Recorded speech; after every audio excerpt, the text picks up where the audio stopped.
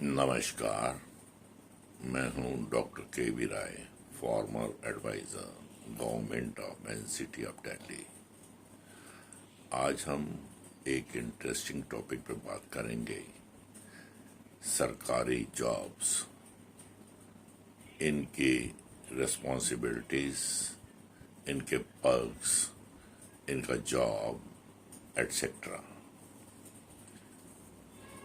हर आदमी की ख्वाहिश है कि उसको सरकारी नौकरी मिल जाए, क्योंकि इसमें सिक्योरिटी ऑफ जॉब है, सोशल स्टेटस सिंबल है,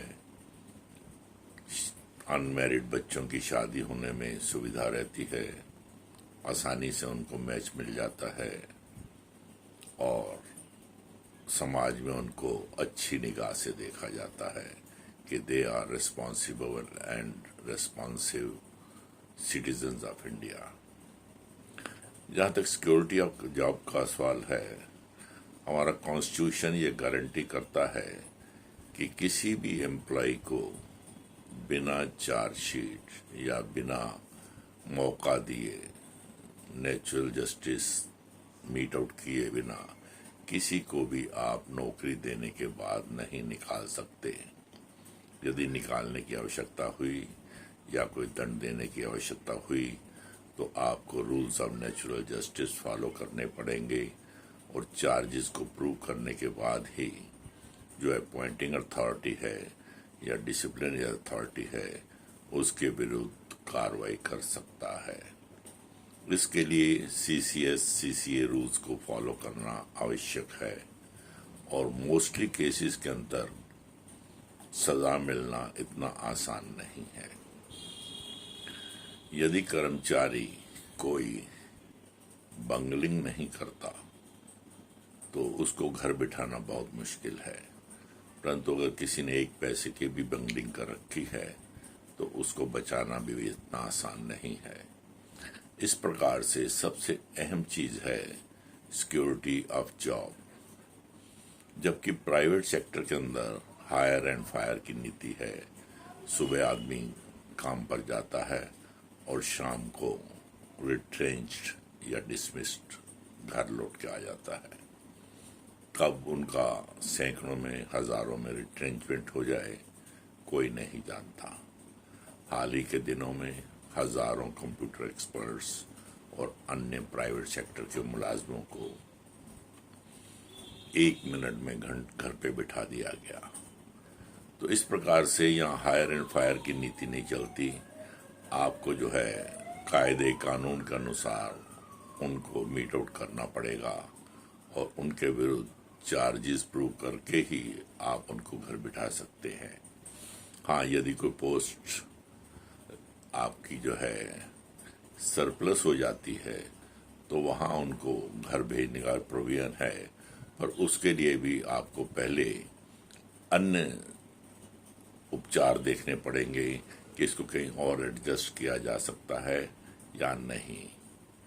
इसी प्रकार से जिस पोस्ट पर किसी को अपॉइंट किया गया है उसको डाउनग्रेड नहीं किया जा सकता, यानी कि उसको सजा देने के लिए, उसकी इंक्रीमेंट रोकने के लिए, उसको डिमोशन करने के लिए, उसको सस्पेंड करने के लिए रूल्स रेगुलेशंस फॉलो करने पड़ेंगे।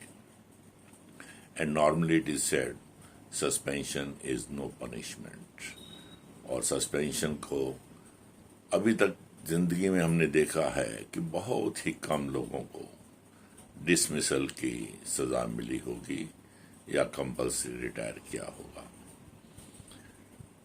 सबसे अहम चीज है कि इतने रूल्स रेगुलेशंस हैं जिनके अंतर्गत इनको डील किया जा सकता है, परंतु उन रूल्स रेगुलेशंस के बावजूद भी बहुत कम सरकारी कर्मचारियों को सजा मिलते हुए हमने पाया है।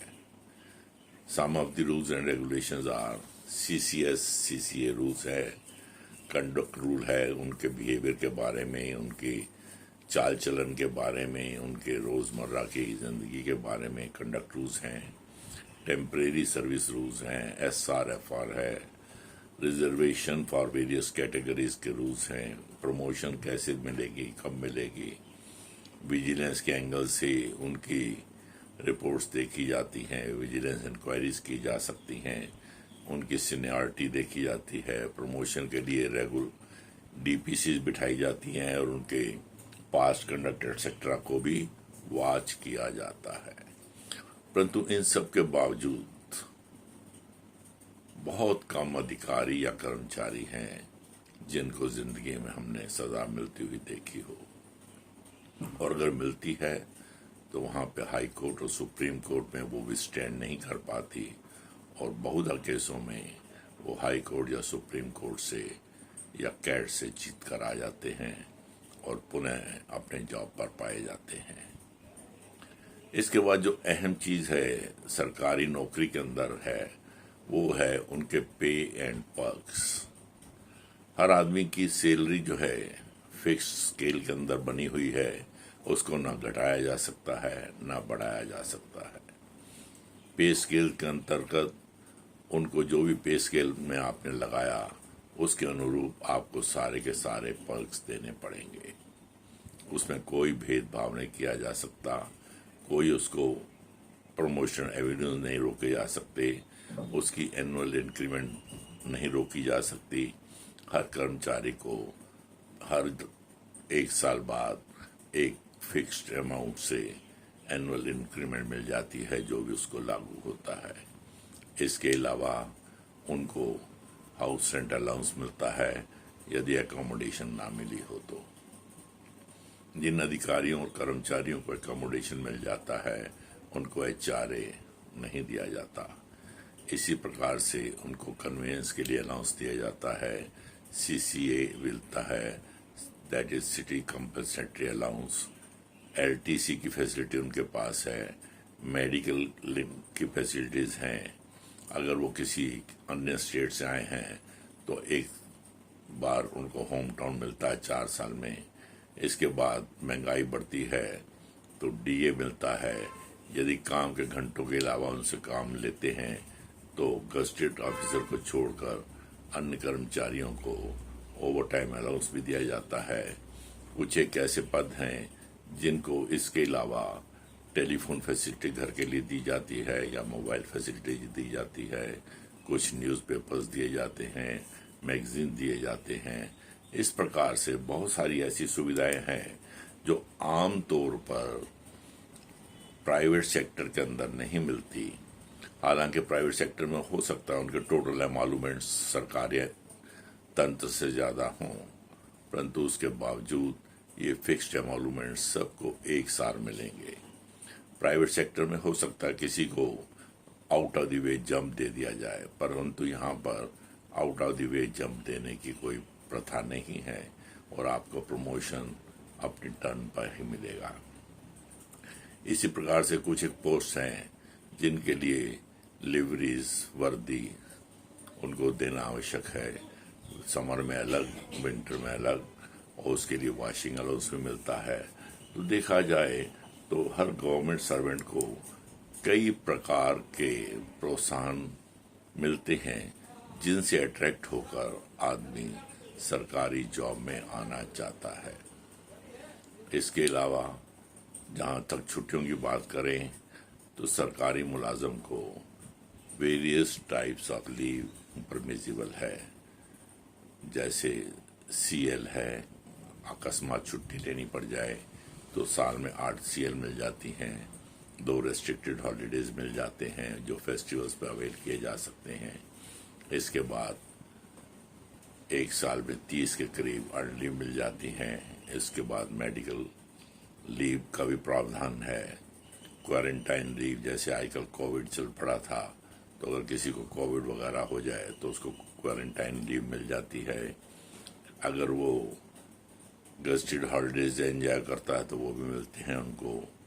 17 के करीब गजेटेड हॉलीडेज कम से कम सेंट्रल गवर्नमेंट में मिल ही जाते हैं। इसके बाद पैटर्निटी लीव है, मैटरनिटी लीव है और अन्य कई अन्य सुविधाएं हैं लीव के अंदर भी जो उनको मिल जाती हैं। यही बात खत्म नहीं होती, उनके परिवार का भरण पोषण करने के लिए पोस्ट रिटायरमेंट बेनिफिट्स भी बहुत सारे हैं। जैसे पहले पुरानी पेंशन मिला करती थी, अब कुछ नई स्कीम हो गई है, परंतु लोग पुरानी पेंशन के लिए लड़ रहे हैं। ग्रेचुटी मिलना, लमसम एक अमाउंट मिल जाता है। लीव एनकैशमेंट, जो आपने लीव बचा रखी है उसका एनकैशमेंट हो जाता है। आपका जीपीएफ सीपीएफ जो आपने जमा किया है वो आपको रीइंबर्स हो जाता है। इसके बाद आपको पोस्ट रिटायरमेंट मेडिकल फैसिलिटी आपके लिए मिलती हैं, आपके वाइफ स्पाउस के लिए भी मिलती हैं, और डिपेंडेंट चिल्ड्रन हों तो उनके लिए भी मिलती हैं।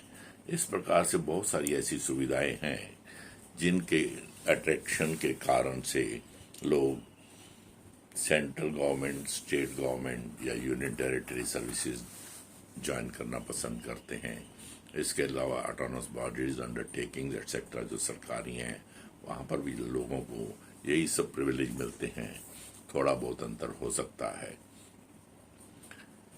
गवर्नमेंट सर्वेंट जो है नॉर्मली एक पद पर नहीं टिका रहता, उसको कैरियर के अंदर 3-4 प्रमोशन मिल जाते हैं। और कई जगह तो जैसे स्टेट गवर्नमेंट में है तो उस ट्रांसफरेबिलिटी का भी प्रावधान है। एक स्टेट के अंदर डिस्ट्रिक्ट से दूसरे डिस्ट्रिक्ट में जा सकता है, एक डिपार्टमेंट से दूसरे डिपार्टमेंट में जा सकता है, और वो चॉइस ऑफ पोस्टिंग भी कई दफा कर लेते हैं अंडर पुल्स एंड प्रेशर्स। तो इस प्रकार से मैन्योवरिंग भी गवर्नमेंट के अंदर बहुत सरल हो जाती है। आपके पास पुल्स एंड प्रेशर्स हो तो आप अच्छे डिपार्टमेंट्स में अच्छी पोस्ट पर अपना स्थानांतरण ले सकते हैं। It gives wide scope of serving and learning. आप आज फूड एंड सप्लाई डिपार्टमेंट में हैं तो कल किसी और महकमे में चले जाएंगे, आपको हर जगह अलग किस्म का एटमॉस्फेयर मिलेगा, अलग किस्म की सेवाएं देने का आपको मौका मिलेगा, अलग किस्म की आपको लर्निंग्स मिल जाएंगी कि कहाँ क्या दिखते हैं, कैसे रिमूव की जा सकती हैं।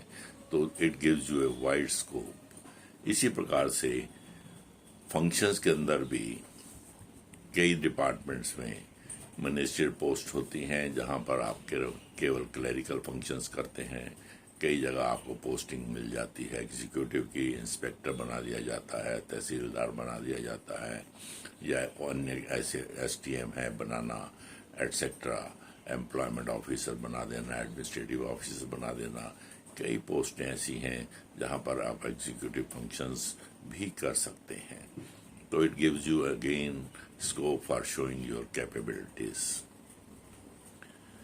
सरकारी तंत्र में कुछ ऐसे भी महकमे होते हैं जो करप्शन प्रोन हैं, जहां बहुत पब्लिक डीलिंग है, तो इसको ड्राई एंड वेट डिपार्टमेंट्स में बांट दिया जाता है। ड्राई डिपार्टमेंट्स वो हैं जहां पे करप्शन के चांसेस नेग्लिजिबल हैं, परंतु वेट डिपार्टमेंट्स वो हैं जहां करप्शन प्रोन एरियाज बहुत ज़्यादा हैं और कोई ना कोई आपको चांस करप्शन प्रैक्टिसेस के लिए अवेल करने की आपको प्रोत्साहन तो नहीं कहूँगा, परंतु एक बेट मिल जाती है और आप उसमें इंटरेस्टेड हो जाते हैं। स्कोप ऑफ स्टडी फर्दर अगर आप करना चाहें तो उसके लिए आपको स्टडी लीव भी मिल जाती है, और आप जितना पढ़ना चाहें उसके लिए आपको चांस मिलता रहता है। You can take permission for higher studies, और अगर वो गवर्नमेंट से ताल्लुक़ रखता है तो आपको हायर स्टडीज़ के लिए परमिशन दे दी जाएगी। और जिनके पास पुल्स एंड प्रेशर्स होते हैं या कुछ ऐसी कैपेबिलिटीज होती हैं कि उनको फॉरेन टूर्स वगैरह पे भी भेज दिया जाए, ट्रेनिंग पर भेज दिया जाए, एडवांस ट्रेनिंग्स के लिए ऊपर भेज दिया जाए, तो वो भी उसका भी स्कोप यहाँ बन जाता है। ट्रेनिंग फैसिलिटीज़ भी काफ़ी हैं। लोग जो हैं नौकरी के दौरान प्री सर्विस ट्रेनिंग के अलावा इन सर्विस ट्रेनिंग भी कई आस्पेक्ट्स पर ले सकते हैं और अपना जो है स्कोप ऑफ प्रमोशंस बढ़ा सकते हैं। फ्रेश लर्निंग का चांस मिलता है, और नए जो आपके गैजेट्स आए हैं उनके बारे में भी कंप्यूटर्स में बहुत ज़्यादा ट्रेनिंग दी जा रही हैं, एटसेट्रा एटसेट्रा। इस प्रकार से गवर्नमेंट जो है इतनी फैसिलिटीज़ क्रिएट कर देती है कि गवर्नमेंट सर्वेंट को स्कोप ऑफ लर्निंग बहुत मिल जाता है। चांसेस ऑफ फॉरेन ट्रेवल की भी कई दफ़ा बन जाते हैं। आपको फॉरेन जर्नी के भेज दिया जाता है, 3 महीने 9 महीने 6 महीने की ट्रेनिंग पर भेज दिया जाता है। And then excess in other offices. आप एक दफ्तर में अगर काम करते हैं तो आपके दूसरे दफ्तरों में भी पहुंच बन जाती है। आप वहां पर अपना रेफरेंस देकर अपने कई काम निकलवा सकते हैं। तो ये भी एक बहुत बड़ा प्रिविलेज है। देन सरकार ट्राइज कि आप लोगों की फैसिलिटीज़ को देखा जाए। वहाँ पर आपको कैंटीन्स का प्रोविजन कर दिया जाता है। गेम्स में आपको रुचि बनाने का प्रयास किया जाता है। इंटर डिपार्टमेंटल गेम्स होती हैं। लाइब्रेरी फैसिलिटीज़ मिल जाती हैं। तो इस प्रकार से हमारे पास बहुत सारी ऐसी फैसिलिटीज़ हैं जो लोगों को अट्रैक्ट करते हैं कि वो गवर्नमेंट सर्वेंट्स ज्वाइन करें। परंतु गवर्नमेंट सर्विस में 4-5 करोड़ जॉब्स होने के बावजूद 30 से 40% आज की डेट में पोस्टें खाली हैं और उनको भरने का प्रयास बहुत कम किया जा रहा है। तो इस प्रकार से बहुत ज़्यादा स्कोप है। यदि आप compete कर सकते हैं और गवर्नमेंट जॉब ले लेते हैं तो आपका कैरियर जो है अच्छा बन सकता है। कोई इसमें रिस्क नहीं है। परंतु कुछ इसके लिए आर्डुअस ड्यूटीज भी कई दफ़ा परफॉर्म करनी पड़ जाती हैं।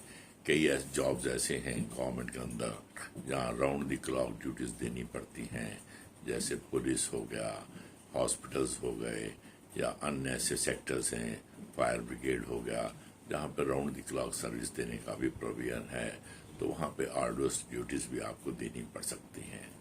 Then expected to report for duty at all hours. कभी भी आपको किसी समय भी ड्यूटी के लिए बुलाया जा सकता है और आप उसको मना नहीं कर सकते। कई जगह आपको शिफ्ट ड्यूटीज भी परफॉर्म करनी पड़ सकती हैं।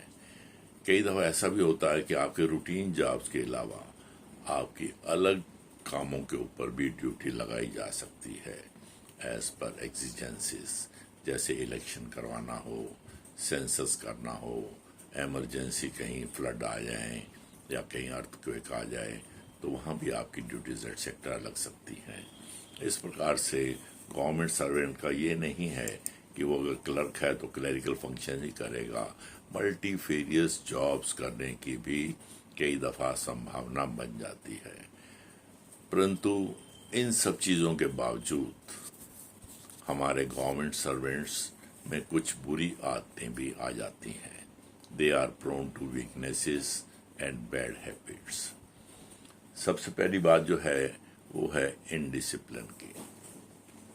अधिकतर कर्मचारी जो हैं नौकरी लगने के बाद लेथार्जिक हो जाते हैं और उनके अंदर इनकलकेट करना डिसिप्लिन बहुत मुश्किल हो जाता है। किसी न किसी पुल्स एंड प्रेशर के मार्फत वो अपने आप को बचा लेते हैं और उनके ऊपर कार्रवाई करना इतना आसान नहीं होता। Lack of sense of responsibility, जब तक नौकरी नहीं मिलती तब तक तो वो बड़े अकाउंटेबल और रिस्पॉन्सिबल नज़र आते हैं। परंतु जिस दिन जॉब मिल जाता है तो majority of them turns into poor habits के अंदर चले जाते हैं। ये उनकी वीकनेस है। एब्सेंट हो जाना बिना बात के, ये उनकी ट्रेड्स में बढ़ जाता है। Late coming becomes their habit, early going becomes their right, extending lunch hour becomes their tradition। और इस प्रकार से 15-20 घंटे पर वीक वो नष्ट कर देते हैं। जबकि यही सरकारी कर्मचारी जब जॉब में नहीं होते तो दे क्लेमर कि फलां काउंटर के ऊपर बाबू क्यों नहीं आया, वो काउंटर खाली क्यों है। इसी प्रकार से जैसे हम देखते हैं हमारा पोस्टल डिपार्टमेंट है, वहाँ आपको ऐसी लेथार्जी नहीं मिलती। बैंक्स हैं 10 बजे एग्जैक्ट खुल जाते हैं और काम चालू हो जाता है। परंतु अन्य पब्लिक डीलिंग डिपार्टमेंट्स जो गवर्नमेंट के हैं, जैसे डीसी ऑफिस हो गया, फूड एंड सप्लाईज डिपार्टमेंट हो गया, इंडस्ट्रीज हो गया, वहाँ इन चीज़ों में लेथार्जी आ जाया करती है, जिसको चेक करने के लिए हमारे पास 20 रूल्स रेगुलेशंस हैं। परंतु समहाउ आर दी अदर उनको लागू ना होने करने के कारण, उनके ऊपर डिसिप्लिनरी प्रोसीडिंग न चलाने के कारण ये लेथार्जी डे बाय डे बढ़ती ही जा रही है और आगे भी और बढ़ने की संभावना है। शर्किंग वर्क, हर आदमी जो है जो भी काम दे दो ऐसे कहता है मेरा काम नहीं है। वेयर एज हमारे रूल्स रेगुलेशन स्पष्ट करते हैं किसकी क्या ड्यूटीज़ हैं, क्या नहीं हैं, क्या उससे काम लिया जा सकता है, and nobody can refuse any work. तो इस प्रकार से शर्किंग वर्क बहुत ज़्यादा है, और इसका बेसिक कारण ये है कि हमारे जो एक्सपीरियंस बताता है कि हमारे जो सुपरवाइजरी लेवल के ऑफिसर्स हैं वो कुछ किसी न किसी कारण से थोड़ा सा दबते हैं और उनके ऊपर एक्शन लेने में हिचकिचाते हैं, भले ही उनके अपनी वीकनेसेस हों जिनके कारण से उनके अगेंस्ट एक्शन नहीं ले पाते या और कोई कारण हो। ये हर आदमी पर अलग अलग डिपेंड करता है। और उसके बाद अगर वो किसी की रिपोर्ट करता भी है तो हेड ऑफ डिपार्टमेंट उसमें लीनियंट व्यू लेकर छोड़ देते हैं, विद द रिजल्ट लेथार्जी बढ़ती ही जा रही है। सपोजिंग अगर लेट कमिंग की ही बात लें तो हमारे रूल्स स्पष्ट कहते हैं कि हर लेट कमिंग पे हाफ डे की लीव काटी जाएगी, यानी कि 8 अगर सीएल हैं तो 16 लेट कमिंग के बाद उसके पास तो सीएल भी नहीं बचती। तो वो लेट कमिंग कहाँ से कर सकता है यदि सुपरवाइजर चाहे तो। जनवरी के अंदर ही उसकी 16 लेट कमिंग पे 8 सीएल खत्म, और उसके बाद डाइज नॉन, यानी कि बिना पे के उसको काम करना पड़ेगा, उसकी तनख्वाह कट जाएगी। यदि ऐसे स्टेप्स स्ट्रांगली लिए जाएं तो हर आदमी सुधर जाएगा। पर हमने जिंदगी में 1-2 केसों को छोड़कर डाइज नॉन होते हुए सुना भी नहीं, देखना तो एक तरफ रहा। तो इसी प्रकार से रूल्स रेगुलेशंस को फॉलो न करना मिडिल लेवल के अधिकारी और टॉप लेवल के अधिकारियों के लिए ये एक बोझ बन रहा है, परंतु वो इनको इम्प्लीमेंट क्यों नहीं करते ये वही बेटर बता सकेंगे। इसके बाद पनिशमेंट्स रेयरली मिलती हैं, वार्निंग तक देना जो है मुमकिन नहीं है। उनकी यूनियंस बन जाती हैं, यूनियंस फाइट करती हैं और एक लेने के देने वाली बात बन जाती है। किसी भी कर्मचारी को आज तक हमने वार्निंग मिलते भी नहीं देखा, और निकम्मे से निकम्मे अधिकारी या कर्मचारी की भी एसीआर एनुअल कॉन्फिडेंशियल रिपोर्ट, जिसको आजकल एनुअल परफॉर्मेंस रिपोर्ट कहते हैं, वो भी बहुत बढ़िया दे दी जाती है बिकॉज ऑफ सर्टेन फियर्स। और तो उनको APR दिखाना भी होता है कि आपकी APR में भैया मैंने ये लिखा है, यदि आपको इसको चैलेंज करना हो तो कर लो। विद द रिजल्ट इनडिसिप्लिन जो है बहुत बढ़ गया है, और उनको कंट्रोल करने के लिए कोई सख्त स्टेप नहीं उठाए जा रहे। हालांकि हमारे पास SRFR 56J के अंतर्गत प्रावधान है कि डेडवुड को आप तुरंत निकाल दें।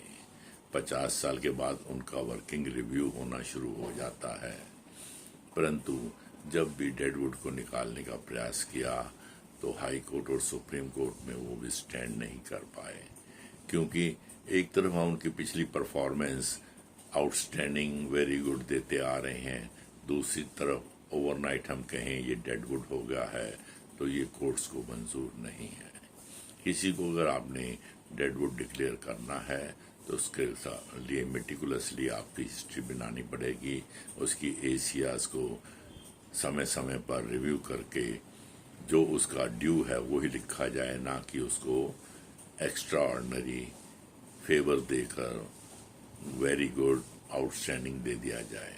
ऐसा करने से हमारा 56J है, इस पर कार्रवाई करना इतना आसान नहीं हो जाता।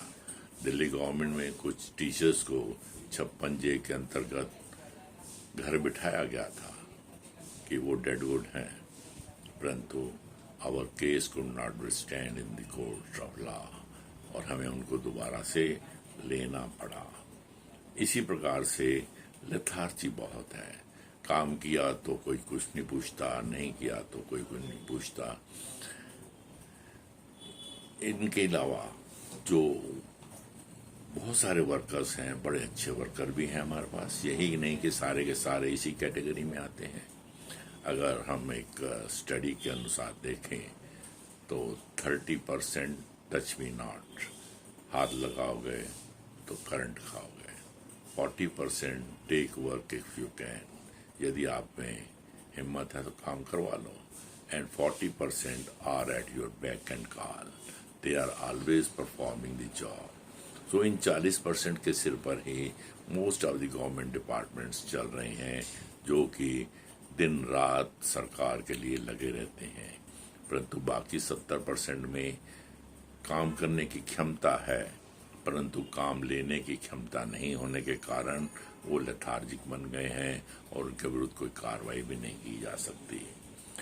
सो लेट कमिंग, अर्ली गोइंग के अलावा lack of checks and balances हैं। उनके कितने काम दिया, कितना उन्होंने किया, कितना नहीं किया, किसने क्यों नहीं किया, इनको चेक करने के कोई मापदंड हमारे पास नहीं है। कोई नॉर्म्स भी नहीं है कि हर आदमी का आउटपुट कितना होगा।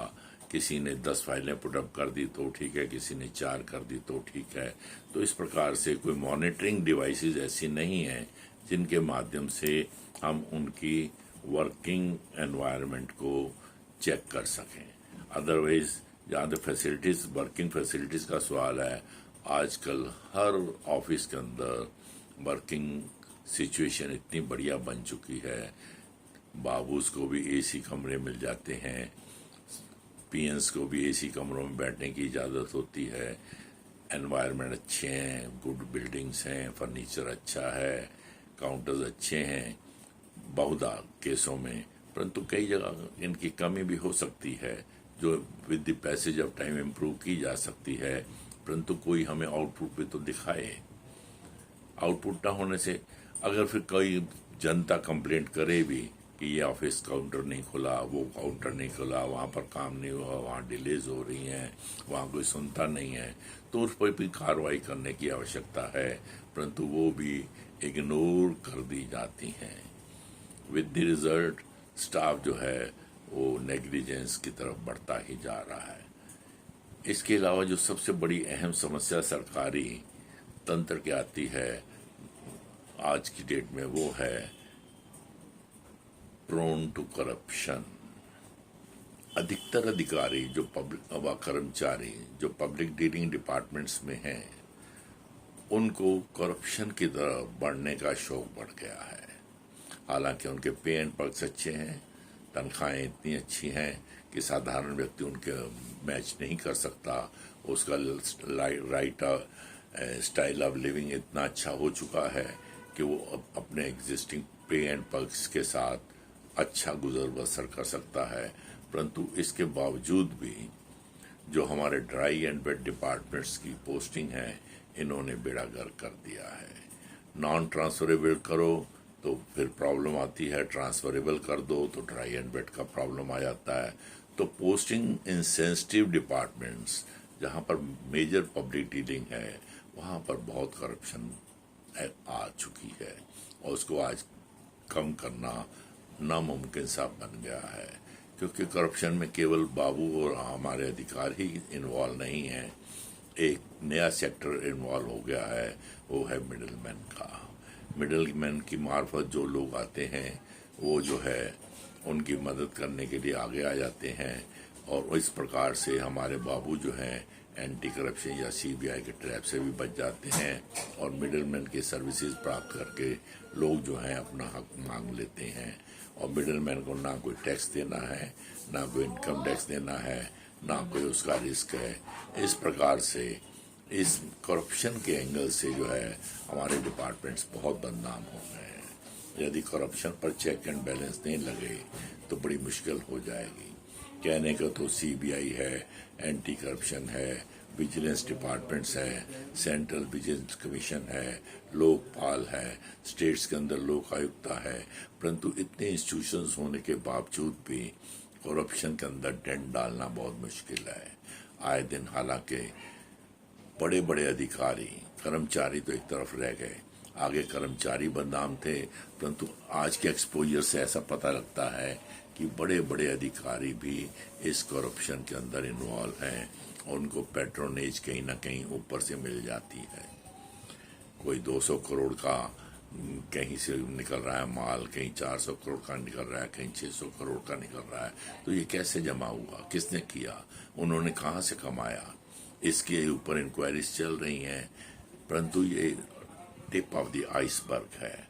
इसके बाद जो भी गवर्नमेंट सर्वेंट होते हैं वो ट्राई करते हैं, अगर उनका पब्लिक डीलिंग डिपार्टमेंट के अंदर पोस्टिंग हो गया है तो वो उन पब्लिक डीलिंग डिपार्टमेंट्स में एक्सपेक्ट करते हैं कि ब्राइब गिवर्स आए तभी काम करेंगे, उसके बिना फाइल आगे ही नहीं बढ़ती है।